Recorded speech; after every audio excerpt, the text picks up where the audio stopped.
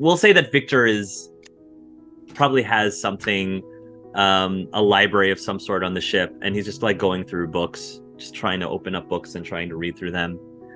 And I'm just gonna say that Forrest happens to be there with him. Maybe you're trying to help or assist in some way, or trying to figure out, hey, what can I do to, to It's assist with the healing a good situation. work. I have no books. I guess I could try to help you. What's this sort of library here? This whole place is just filled with weird magical creatures, and I'm just trying to see if I can find anything within my library that talks about petrification, if it's a curse, if it's anything with petrification and serpents. Not really ringing a bell for me right now, but hopefully something within here can help.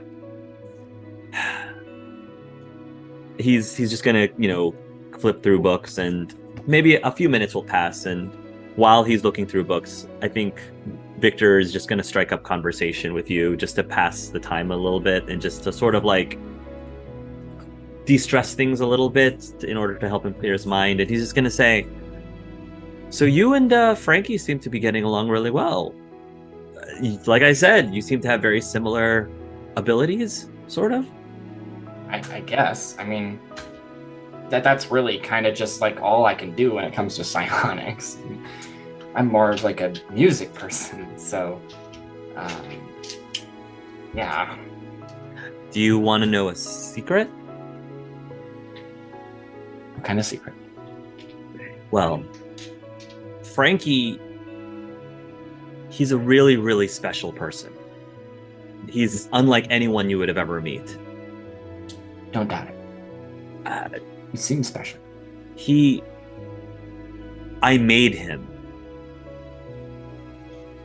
and as he says, I made him. You can almost hear yourself say, I made that, but he didn't say that. He said him. Fuck. I.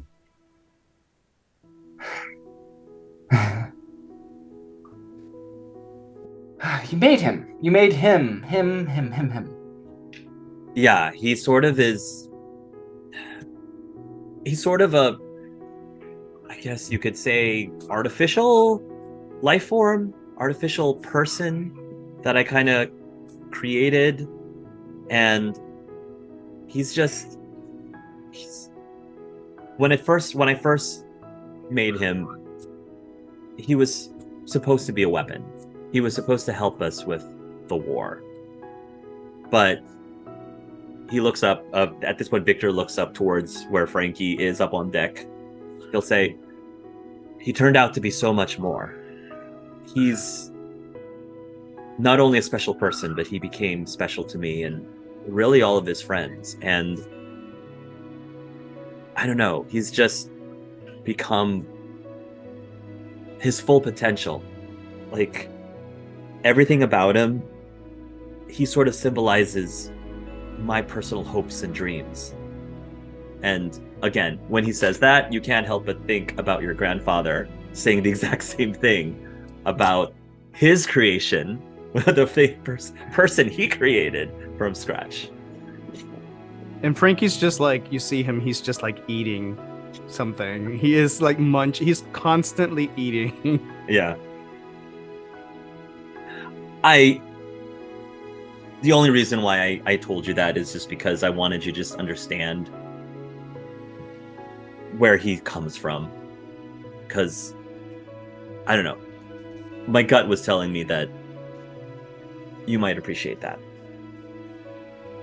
There's definitely a moment where he's talking about creating him and hopes and dreams and all that, where there's definitely an unsettled nature to Forrest. Would you hide that in your face? Would you hide that unsettling feeling? There is an attempt to do so, and it's very quick if they don't really necessarily notice it. But Okay. there's a very quick like grimace and like kind of hunched shoulders, very uncomfortable, look away a little bit, and then, hey, you okay? Sorry, was that too weird for you?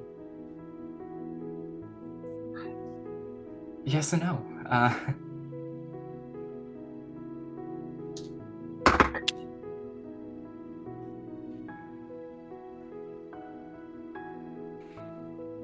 You created him.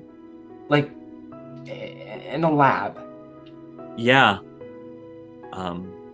Yeah, I did. Like, as a weapon. Pretty much. We desperately were in a losing battle, and we needed someone to turn the tide for us. And he was basically our secret weapon, essentially. And it worked. He helped us. We won. But he just became so much more than just that.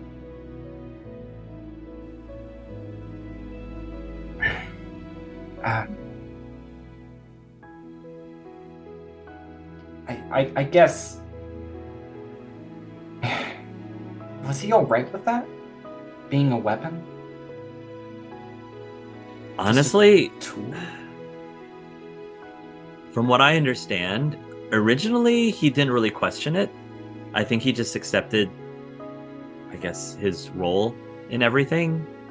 But as time passed and he started becoming more aware, I guess is the best way to put it, I think he started questioning things about himself and his identity and what exactly was his real place in this world and what he truly was supposed to contribute to it, if that makes sense.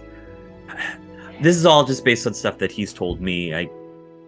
I'm sure that he probably could articulate this far better than I could. Maybe I should ask him.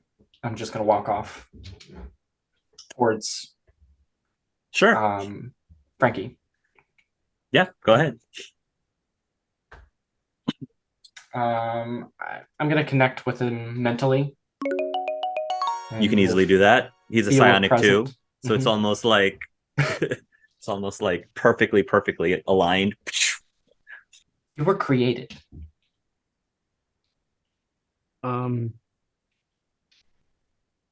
Eating?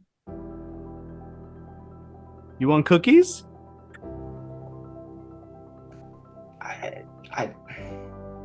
I would love cookies. I don't think I should eat them. Especially if they aren't made for me. But is that a sore subject for you? What is? Created. Not really. Well, I asked you the question and you just kind of completely ignored it, and I didn't know if it's sore spot or like.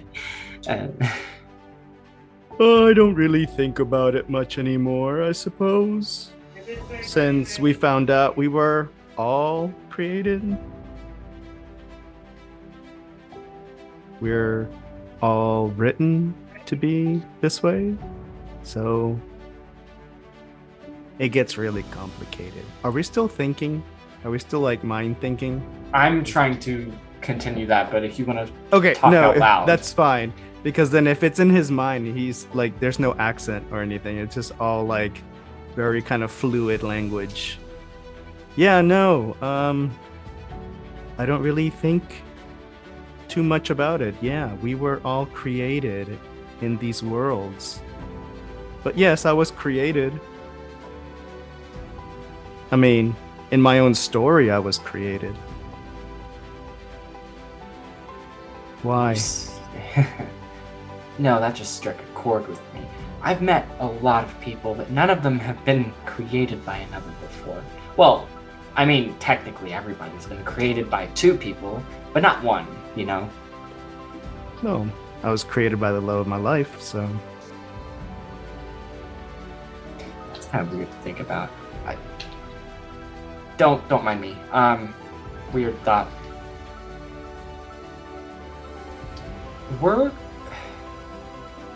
How do I approach this? Are you okay? You don't seem okay. I have a lot of problems. I'm a clone, so we kind of have that in common too, and I'm starting to see a pattern here. And I don't know if this is some sick twisted joke of the fates or something. But I don't appreciate it, and I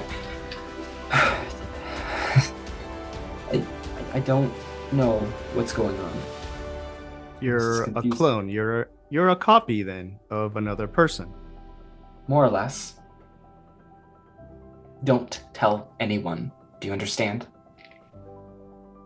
Not here. Okay.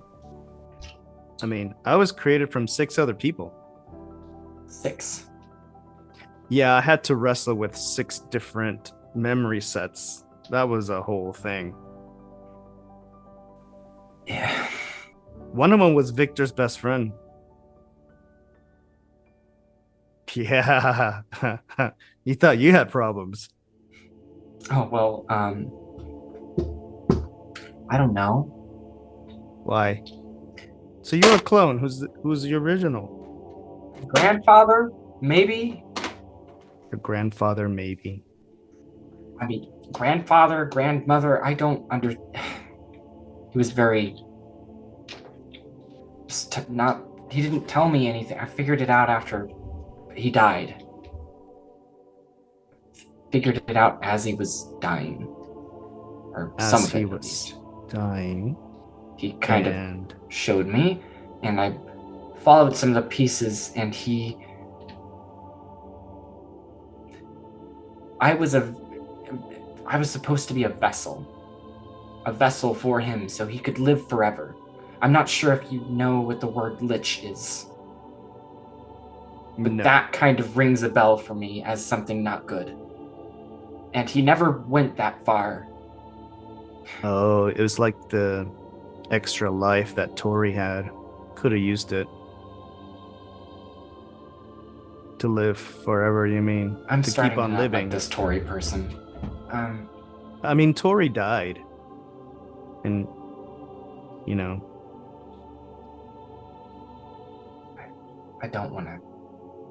If it's not something you want to talk about, you don't have to. I'm just a stranger. Fine. She came back. She was a ghost. Oh. But you're a clone. Normal? That's actually kind of cool. I don't think so. I mean, in my world, there were a lot of talks about, genetics and stuff, but that's more Victor's field of expertise in terms of genetic manipulation and all of that stuff. I don't... It's not the process of cloning that bothers me. It's what the intended purpose was, to subvert the natural order, to subvert death. We already have gods looking at us in very frowned upon ways, I think. Maybe. And to figure that out, maybe that's why the Raven Queen hates us. Or seems to, or maybe she doesn't. I don't know.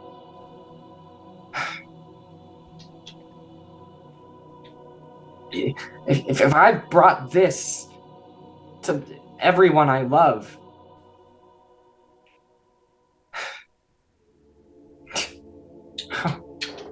why are you blaming yourself? I don't know. It's just what I do. Out of character, one thing I will also add to you, Frankie, is that one of your personalities or memories,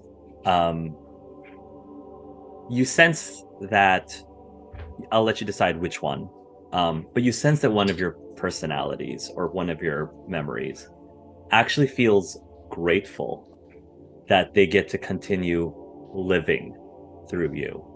They do feel like they had a second chance of life, and like are kind of like enjoying the fact that they're still within you in a way, just as a small hint. I would like to add a little bit. Sorry if I'm clipping off or whatever. Trying to steal the spot. Not trying to steal the spotlight. But as the conversation gets more and more intense, yes, you're starting to get less thoughts and words from Forrest, and you're also having like this mental impact of emotion that is kind of bleeding off, that is all wrapped in this frantic melody of almost anticipation. It's kind of weird. It's probably new Okay. to you. So you're also This very is certainly new, but not weird. You get a sense that Frankie is experiencing something new, probably, but not like scared or concerned. He's used to weird. I don't need my Forrest doesn't even know it happens. It just happens when they get stressed. I'm not even sure Forrest would pick up on your weirdness, but that is something that also happens. Will you blame yourself for something that you probably don't have much control over? And what is it, because you're a clone that the intent of making you what? You had no control over that.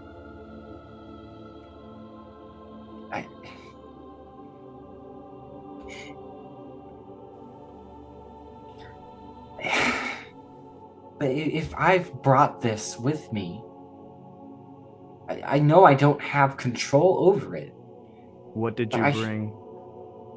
The hate of the Raven Queen, maybe? I don't know. Who's this Raven Queen you hate so much?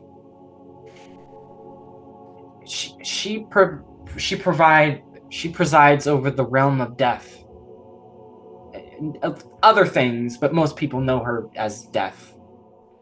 Oh. She's not evil, so to say. She likes to have an order to things. And I don't fit in that order. Obviously. Because you're a clone. Yeah. And I was originally supposed to just ignore her. I was supposed to get around her. To cheat her.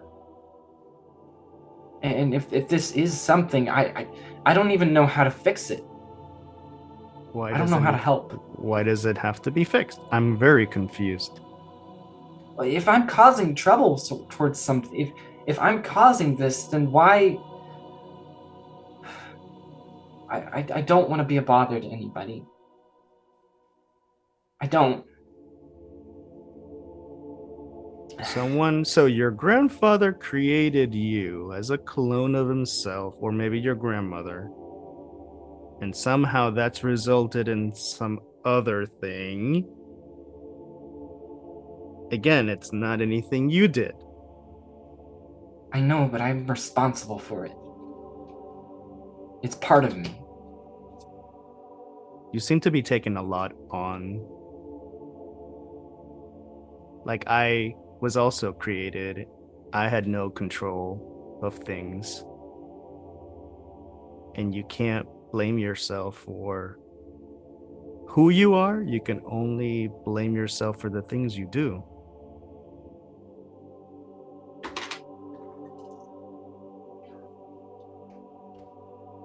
You sure you don't want to eat something? Food makes me think better. Do you have like something veggies, something? Oh yeah, we've got a lot rice? of fruits. That'll do. Okay. Frankie will go get like a bowl of fruits, some grapes, pineapples. Pineapple. Oh. Some nice oranges. That's Banana. better. Look, Frankie, I don't know. I know you were created for a purpose. And ultimately, I was created for a purpose too, but the fact is, before I was finished, that purpose was lost. I don't have a purpose. And I don't know what to do with myself. Well, what do you want? I just want everyone to be happy. That's a lot to take on. Can't make everyone happy. How about make yourself happy? Making people happy makes me happy. That's the thing. Okay, we'll take it one step at a time. You make one person happy, make two people happy.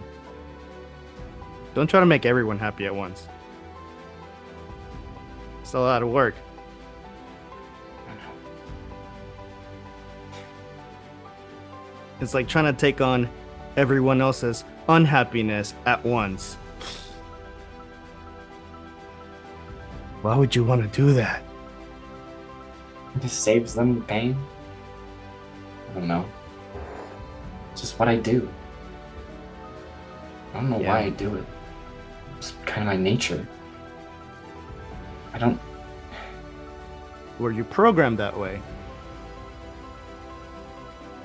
I don't know. I think I'm just completely biological. I don't have like a program, I don't think. I can think thoughts. I'm not a perfect copy of my grandfather. That's probably a good thing. Probably. At least what I've learned is imperfection sometimes makes it better. I was really imperfect at first. I had all these scars and everyone's so scared of me, but then I did some blood magic thing and it all fixed it. I don't know, someone else did it. You hear all the commercials about the secret to not aging. Just blood magic, that's all it is nowadays. That's lovely, I'm sure. No consequences, right? None yet. What were we even talking about? I don't remember. Eating. That'll be great. I don't know. What's your favorite food? Oh my god. Everything. We went to so many different worlds and ate all kinds of foods, but I like any dessert with caramel in it. That's my favorite. Oh, okay. Like these cookies. Caramel cookies. Maybe I'll have one and just deal with the stomachache later. I don't know. I don't care at this point. You will begin having a meal, eating cookies, eating whatever you would like. And I'm just going to say that one of the people who's eating also at the galley is Jim. And Jim has been pretty quiet this whole time. He probably has seemed a bit troubled. If you have a sense for his emotional state, he's overall worried, but trying to calm some nerves down. So he actually pulls out a harmonica and he actually starts playing the harmonica. And as soon as he does, you can start to like sense that his anxiety is receding considerably. Still there, but receding considerably. And he's just playing this very like simple but melodic and comforting tune on his harmonica. I'm not sure if you react to that in any way. Forrest. I think I'd take on the same bit of relaxation from that music as well. And I think I might start humming a little bit along with the music as I'm there eating, and maybe I'll start throwing in my own little music beats in the air, drums that start clicking and clacking, and a shake of a tambourine. Jim will notice that, and he realizes that you have a bit of a duet going. You start harmonizing together. You can do whatever visual cantrips, visual audible cantrips that you'd like. This seems to catch the attention of the other crew. And for a moment, it's a great like escape from some of the stuff that's going on lately. And then I'm presuming you finish the tune with a bit of a flair. And as soon as you're done, there's a big like applaud from all the crew members. I just think it happens. You don't have to applaud me for it. I heard you were a musician, Jim said. I didn't think you could do that though. Is that magic? I think. I know it ties in with my... Yeah. Sort of. I don't know. It might be both magic and mental. Who knows? Just be careful with magic around here. Just FYI. It can... Why? I mean, we're okay on the boat. It's okay for us. We're a very tolerant people here. It's just whenever we go to the ports and then we don't want to talk to them. People So we don't have really, that. yeah, people don't really trust magic around these parts. They think it's bad luck. It can be very potent and bad luck. Bad luck. Okay. That's strange. I mean, it's racked everywhere in my world. But guess the rules are different. They I guess so. always are. What got you into music? Jim asks. My grandfather. Really? Yeah. He was also a musician? I think so. I don't think I ever remember him playing anything, though. I just remember he had a ton of instruments in his attic. So I imagine he did. For me, it was my father. This harmonica is actually his. He gave it to me when I was really young and started leaving home more often. He sailed a lot, and long story short, this is sort of like the only physical thing I left of his to remember him by. Oh. I'm sorry. I'm glad you have that at least. I imagine you liked your father? You were close to him? I did. He was very important to me. I looked up to him, you know. I wanted to be just like him. I was always the quiet one. I didn't really speak unless I was spoken to, and my dad was the exact opposite. He had such great charisma. He had a great presence. He was super, super confident. I wanted to be just like him. And I'm just trying to hold on to the memories I had of him, you know. You know, that's all we have left now, right? Are you closer to your grandfather, or are you closer to your parents? My grandfather basically was my parent. My real parents they just didn't take care of me. They handed me over to my grandfather, and they couldn't take on the burden of a child, so then my grandfather had an accident, and I went to an orphanage, and that was not a very nice place. We have a lot of orphanages here too. Yeah. A lot of kids in this world, they end up being born into pretty poor conditions. When my father passed away, I found a new father figure, and I'd like to say that I cared about him deeply too, until I found out that he was the person who killed my real father. That was a little that's tough. Heavy. Yeah. It was tough. But I'm happy to hear that your grandfather was a great, I guess, substitute for your other parents who weren't really that great parents, I suppose. And they're still alive. I know who they are. They don't seem to care. Very sad. When you I understand that. When you sail the seas and are on a ship, you kind of learn that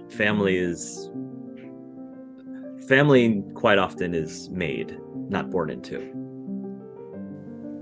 Yeah, I mean, you got a crew that you're all buddies with, and kind of like brothers and sisters and mothers and sons, and daughters and fathers. We find each other. Yeah. That sounds really, really nice. And in a lot of ways, we save each other. I wish I had that. You don't have your own crew? I mean, I want to call them that. They don't feel like it sometimes. What's wrong with them? Nothing. They're great. Except for one of them's a serial killer, one of them's an angel of death, and another one is... No, he's actually kind of cool. So... I don't know, I feel like sometimes I just don't... I feel like I can't have anything there. I don't know. Well, like with most families, sometimes you don't necessarily always get along. We get along all right. It's just I don't feel like it sometimes. Like I could be doing more, or I could... That's stupid, I'm sure. It's stupid. I don't think that's stupid. For the longest time, I felt like I wasn't pulling my own weight with my own crew. Sometimes I felt like I was the weakest link at times. So I get it. I understand. I don't think I'm the weakest link, honestly. I think I could beat all three of them if I wanted to. I could outperform all three of them. I know that. And I hate it. But I want everyone to work together. No weakest link, no strongest link. And yeah, Gabriel's kind of the dad. I get it. I want that too. I want to be the person everyone goes to. For everything. So let me get this straight. You've got a dad, a sadistic killer, and somebody that's pretty cool on your group. Sounds very familiar, Frankie. Jim says.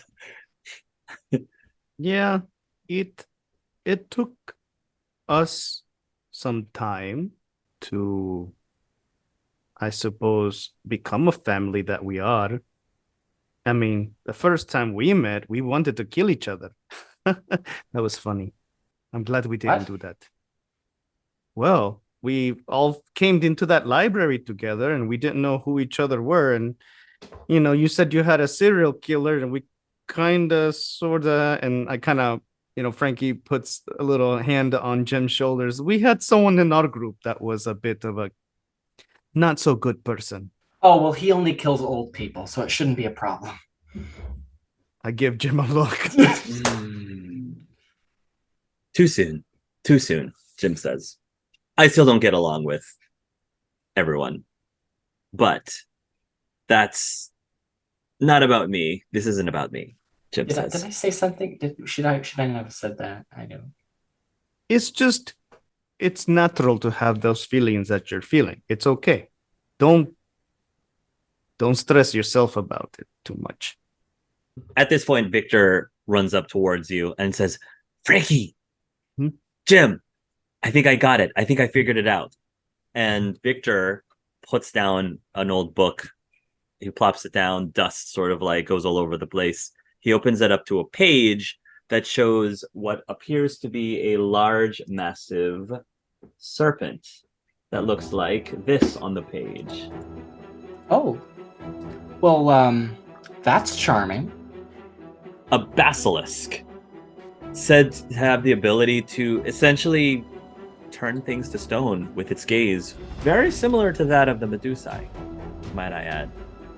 Okay, so Victor, how do we get it to not turn us into stone? We can slay it like any other sea creature. And supposedly, if we do that, it should restore everyone who was cursed by it. Oh, well, that seems convenient. Okay. How do we kill it? It doesn't say that it's necessarily immune to anything, so stabby. Oh, perfect. Hit it with a shield? I don't know. All right, so we man the ballistas, we shoot it with crossbows, and I blast it to smithereens. Seems simple enough. Do you think maybe there's another way, though? What other way could there be? Mm, I don't know. Maybe it has a way of undoing its curse. I mean, I can't talk to snakes or basilisks or whatever this is. Is there anything in that book? It says that it speaks reptilian. Like, so you want to talk to it? Like, convince it to help instead of hurt? I mean, Says the captain who has a catkin who pulls our ship. Jim says. That is true. Or we can just kill it, and then that's the easy fix. yeah, that's the easy thing, though. Is it the right thing to do? Does it even know it's really causing harm? You want to talk to it? I mean, I'd love to try. As you're mentioning that, some of the crew call out, "Captain! Captain!" And if you look, you will see that 3 of the crew members have just turned to stone. It's the- after my people! The boat starts to rock heavily as the waves start to rise up, and out with a splash, you see this big giant head, very Gyrados-like. It looks almost like a Gyrados in this picture. Is it red? Yes, this big. You will at least see like the body, because I think from based on what Victor says, you want to avert your eyes and not look directly at its face. So yeah, as long as you like shield yourself from looking at its face, you'll at least see the body of a massive serpent in the sea. And to your surprise, you also hear the sound of a human cackling. Arr, where be my nemesis, Black Powder? And if any of you like were to, well, I guess Frankie will immediately be very familiar with this voice. It is Redcap. It is Captain Redcap. I'm sorry. Do we know him? What's going on? Yeah, a little bit. I don't know if diplomacy is gonna work this time around. And he immediately gets his shield and his weapon. It's like, but if you want to try, this is the time to do it. Just be careful not to look directly at its face, Frankie. No, it's okay, and then he'll have like the shield in front of him covering his face as we go up. When you look at the page that Victor had open for us, you will see, like down on the bottom, it'll say that supposedly the gaze attack affects virtually any living creature except draconic and reptilian characters. Okay. Allegedly. Are you ready? So Frankie would lead the way with his shield, not knowing this. I mean, right, not knowing this. Yeah. What do you? So you're about to try to charge at the serpent in the water. What is Forrest doing? I'm gonna take one of my big clawed hands and kind of just put a hand like right in front of you and just give me a second. Just 5 minutes. You can kill to your heart's content after that, if conflict is still an option. But back me up with like information if you can, like mental link. Yeah. Okay. And Telepathy on. I will connect to his mind. Who's mine? First off, Oh. feed me everything that you know, please. Okay, so I'm sorry, you're connecting to Frankie's mind? Yes. Okay, sure. And I'm frantically asking him, what do you know about Redcap? Who is Redcap? Right. Who is Black Powder? What is going on? Yep.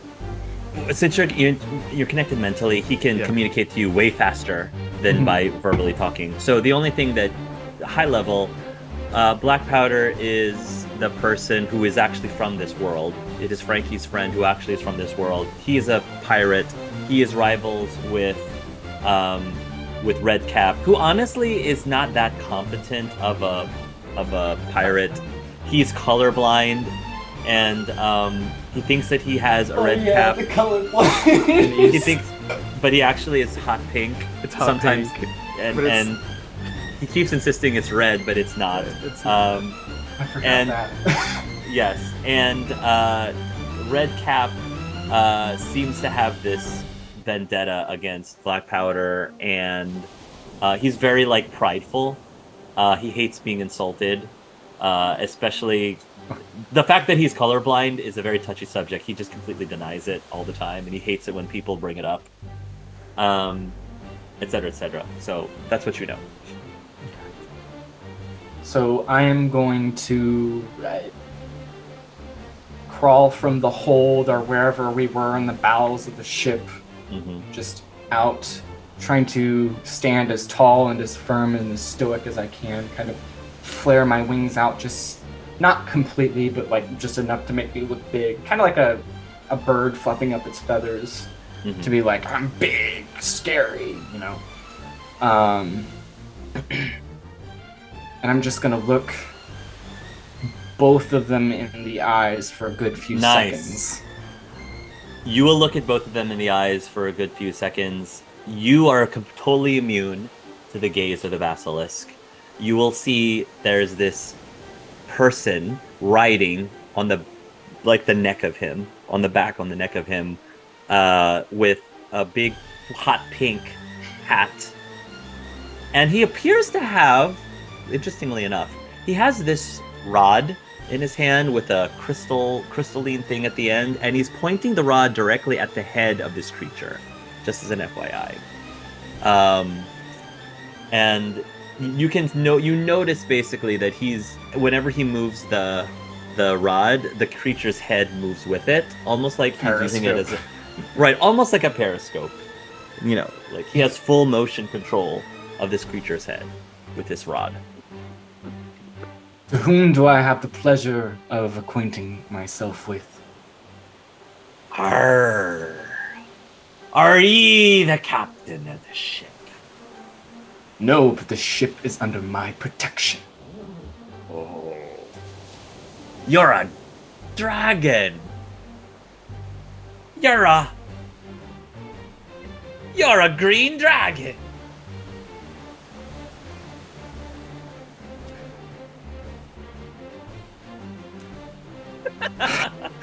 Is that your reaction? Yes, it is.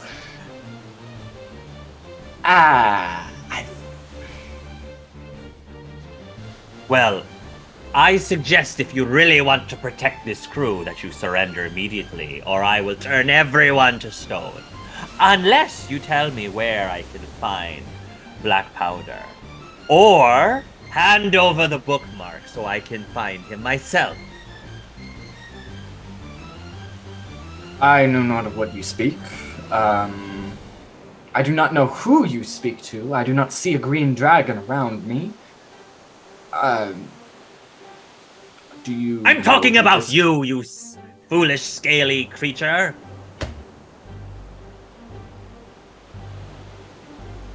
I am many things. Complicated, compassionate, fiercely loyal. I am not green. I am yellow. Topaz, if you will. But we're not playing semantics here. And I don't care what silly cap you wear on your head. Red cap, red beard, red whatever. It's Red Cap, and my hat is not silly. I'll have you know that I have destroyed hundreds of thousands of crew members while wearing this hat. It carries the blood of every single one of them. Oh. That's a lovely story that I'm sure is absolutely true. Except you don't have any proof. And besides, how many dragons have you slain? Do you know what my kind has done to mortals like yourself?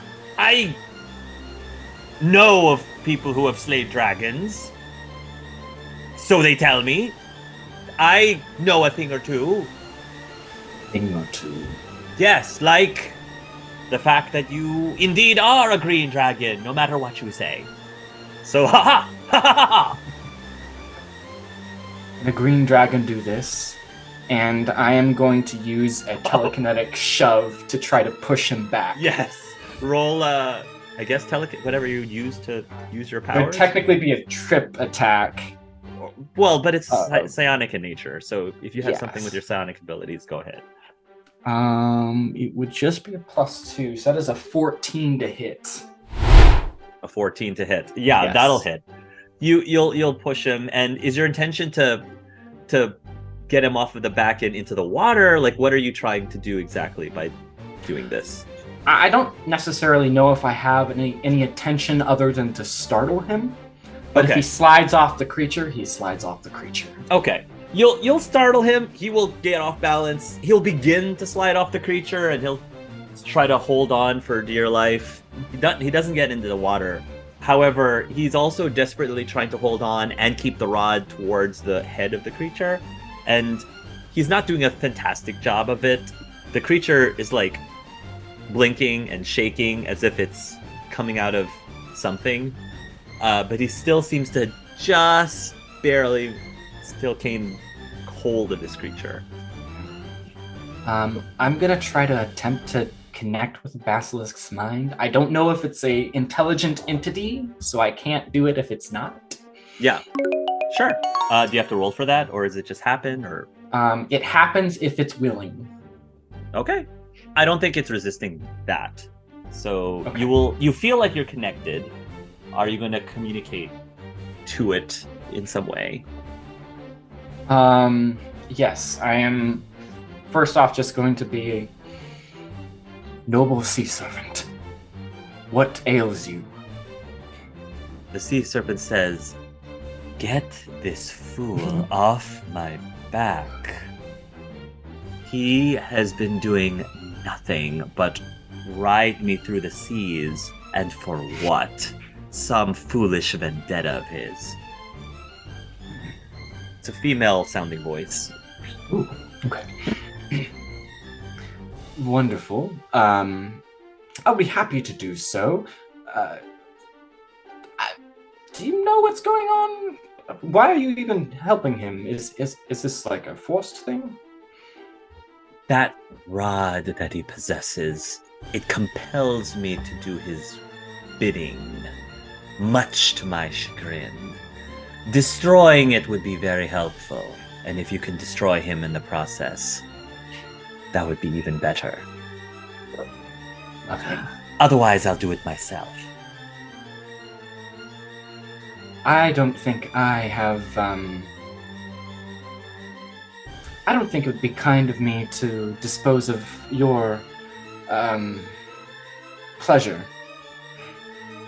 I think you would much enjoy taking him out on your own. However, I will help you with the mind control. Just let me work my magic. Destroy the rod, she says. I'm going to talk back to Redbeard. Red cap, you mean? Red Cap. Yeah. Sorry. Whitebeard, Red Cap. You can even call him. Actually, it might be Pirate funny. names, man. It might be funny if you just addressed him as Redbeard. Yeah, that'd be hilarious. Redbeard. Red still cap. Red cap. Yes, you're very generic, I know. Red whatever. I can see that you're having a little trouble staying on there. Might I ask, what am I? What are you? Annoying is that? And soon you will Good be answer. and soon you will be nothing but a mindless statue. And he's gonna point the creature again towards you. And he says, "Well, do your thing. Stone it. Stone it." My God, If what's you- wrong with this thing? And he's just gonna be hitting it on the head with the rod. It doesn't even like flinch, but he's just taking the rod. It's just like stupid net dang fangled thing. Like if you're hitting a broken TV set, he's just kind of hitting the back of the head. Hitting of the creature. computer when it turns Right. off. Mhm. You probably Uh, sense from the creature saying, "By the dear deep abyss of the gods, get this man off of me. I wouldn't do that if I were you. Trust me. You don't want to anger her anymore than you already have. Besides, if you even know anything about dragons, that we are immune to such magics. We are above the power of mortals. I knew that the whole time. Oh, It was yes, just- I'm sure you I was just testing you. I actually have. I've been fooling you this whole time. Yes. Really? It's all part of the plan. What plan, might I ask? The one where you try to get me to hand over a bookmark? What sort of bookmark are you talking about? My plan to. Hold on one moment. He's still trying to hold on to the neck. I'll be right with you. And he just gets himself hoisted back up onto the I'll be neck. waiting. My plan to completely look over there, he says, pointing behind you. And not even flinching. not even flinching. And he points over there, and then he goes, ha!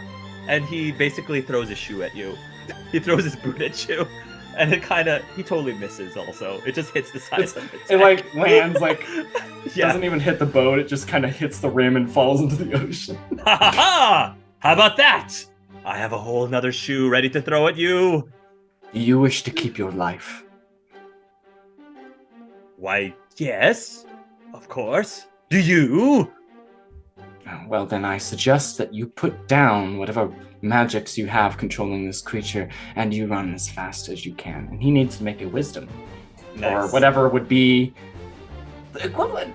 Just FYI, while all of this is happening, I think there's no popcorn on board, but I think Victor probably has some sea biscuits, and he's just kind of watching this whole thing. What's Frankie doing this whole time? I mean, Frankie's just ready. He's just waiting for Forrest to cue him to attack, because Right. he's ready to go. He's got his shield. He's just any moment now, and everyone else is filing their nails. Yeah. One more minute. The shoe, And the I'm shoe, just you're just waiting for the other shoe to fall. I get it. Yeah, Okay. yeah, You're waiting yeah. for the other shoe to fall. Okay. So anyway, sorry, what's Forrest doing now? I was going to attempt to suggest Yes. that His will is very low. He's very low. So yes, you are now able to compel him to do whatever it is you want to compel him to do. I had said to drop whatever magical thing Got is holding, and you should run as far as you can while you still can. Yes, he will drop the rod immediately. It will start to fall. It will start to fall towards the ocean, though. I don't know if that's what you wanted to do, but it is starting to fall towards the ocean. And he will start to, I guess, not run. He can't really run, but maybe start to slide down the creature's body. It only lasts a round, so Sure, that's what he will attempt to do. At least for a round, he'll start to slide down, and then the rod is falling I will towards the ocean. telekinetically grab the rod Sure, and bring it towards me. you can easily do that. This little thing. Now, where did you get an artifact like this? Are you compelling him to answer you truthfully? I don't think I'm compelling him right now. It was just Oh. that immediate, drop it and run. And now that it's over, He actually ignores the question. He says, "You give that back. You give that back, I say." this, and I use it to hold it over his head and He's just you're gonna play keep away. He's just gonna try to swipe at it. How is the basilisk doing, by the way? The basilisk is again still shaking its head, trying to get out of the trance. You have a feeling that it's not going to be completely free until the rod itself is destroyed, Okay. or if you know how to deactivate it, whichever comes first. Hey, Frankie, you're good at destroying things, right? You said? I try.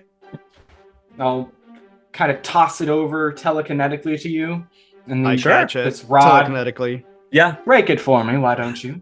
I'll let you decide how you do that, Frankie. Just catching it and just bursting it right on the deck. Sure. Complete, just bashing it with a strength check, I guess. Right. You'll bash it with a strength check very easily. It will shatter into small pieces. There'll be this big wave of magic that just comes out of the beam. It doesn't hurt anybody, though. You just see it as a visual effect. And as soon as that happens, the basilisk completely does one last shake.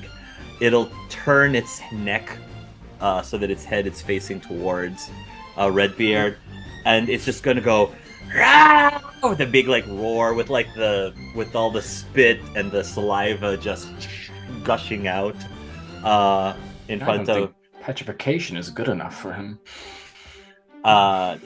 You sense that that's what this creature is about to do, but if you don't want it to do that, you can. I'll let her do what she wants. I was just suggesting maybe petrification isn't a bad enough fate for him. Whatever she wants. Okay. So but I will say to Redbeard, I told you to run. She will snap towards Redbeard. Redbeard looks panicked, absolutely panicked, and he will attempt to run away, but the creature will gaze into his eyes, and he will start to fall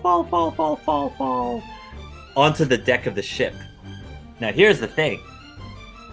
The creature, when he gazes into its eyes, into Redcap's eyes, she sort of looks at it a little differently than what you presume she normally does when she gazes at people like this.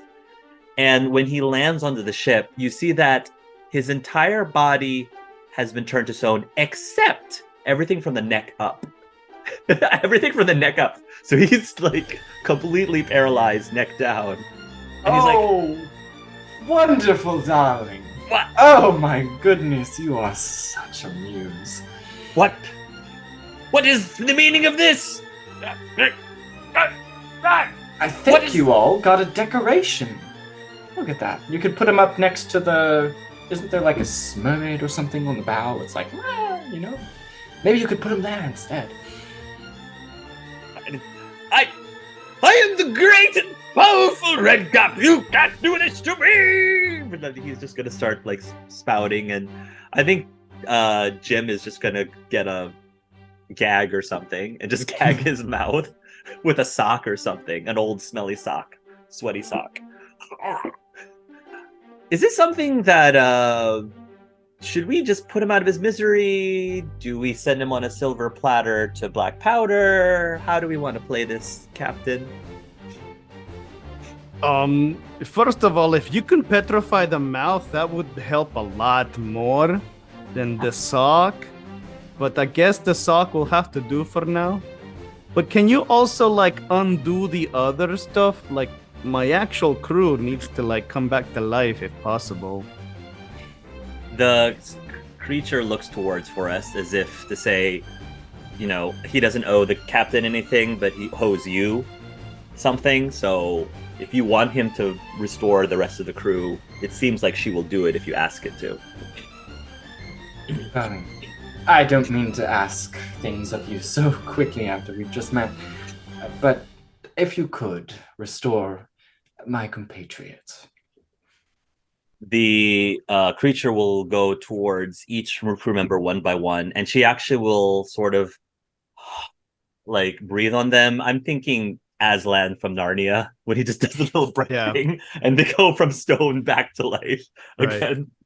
Right. With the catkin being the very last creature that she restores, and the catkin, as soon as it comes out of its trance, it will notice the creature in front of it, and it'll start to hiss at it. But Victor will say, "No, it's okay. It's okay. Everything's okay." And he's just gonna pet the catkin to calm it down. Yeah, I think we definitely need to send Redcap straight to Black Powder. He'll want to know the whole story. Jim says, "Can't wait to tell him this one." Definitely. We'll get a kick out of it at a family dinner coming up. What's this? Victor says as he picks up something that also clattered to the floor. It appears to have been something that fell out of Redcap's pouch as he was being petrified. And Victor pulls out what looks like a vial of some sort and some parchment paper as well. A mystery. He's going to look at the parchment paper and the vial and says, "Huh, interesting. So this is actually pretty valuable. How so? You know that spring over at the spring that we found, Victor says, that is able to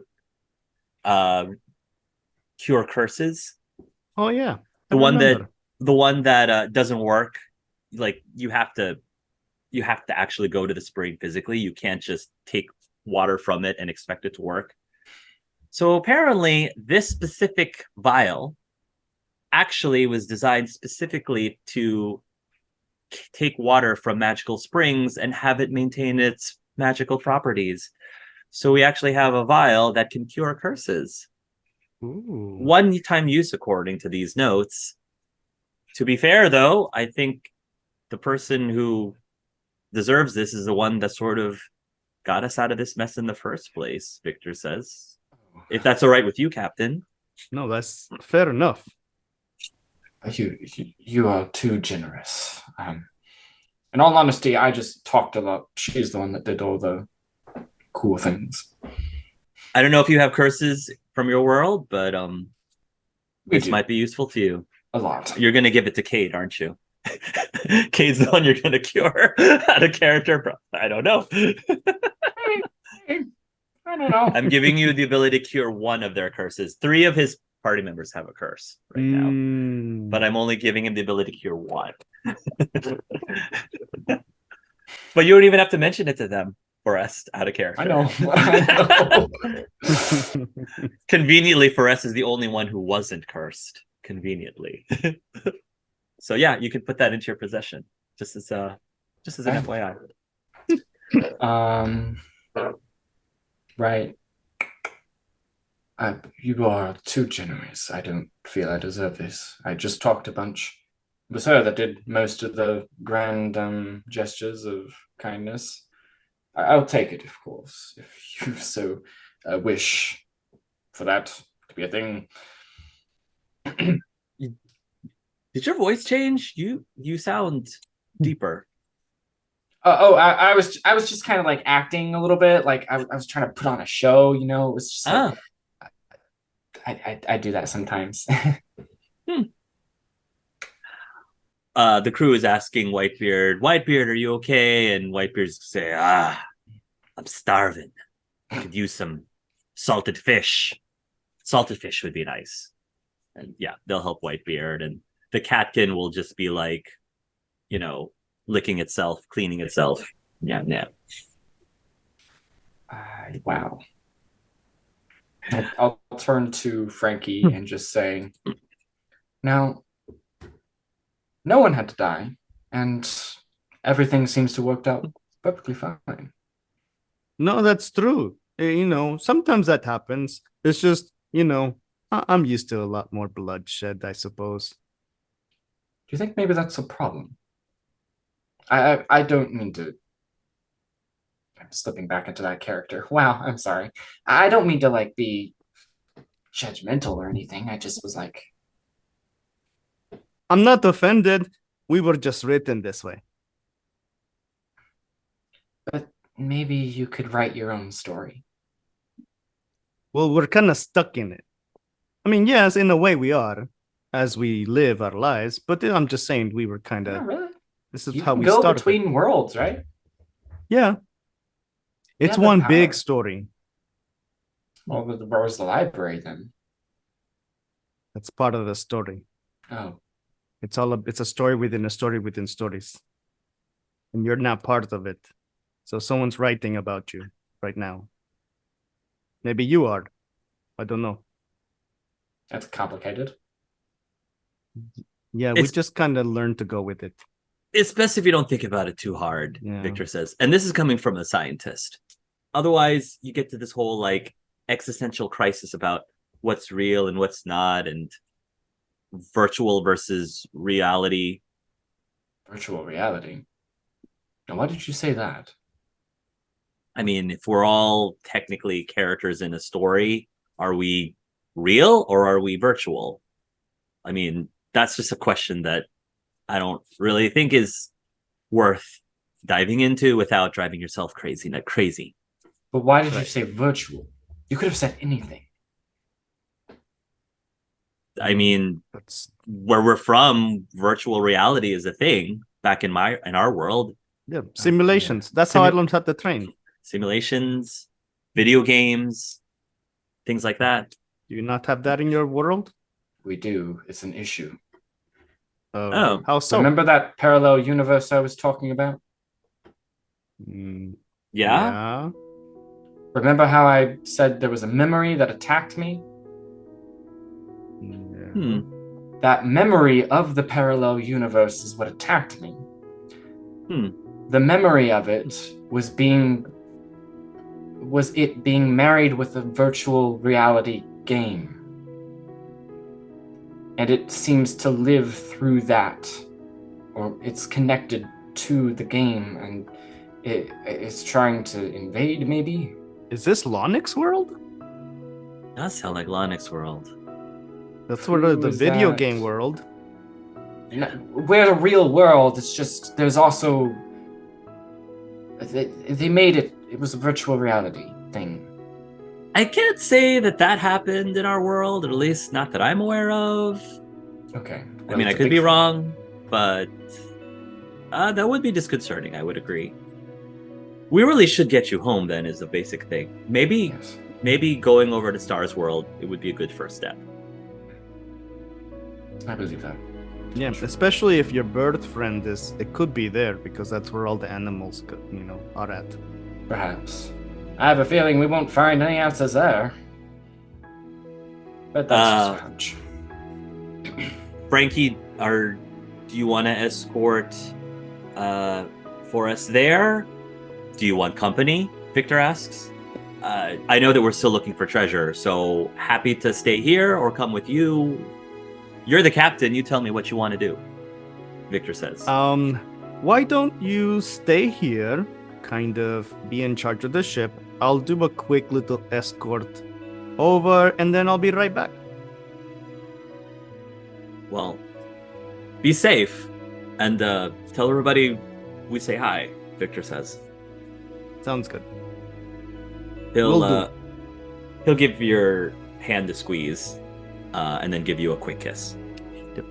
And Frankie will come down and kiss him back. Okay. Don't get into any trouble.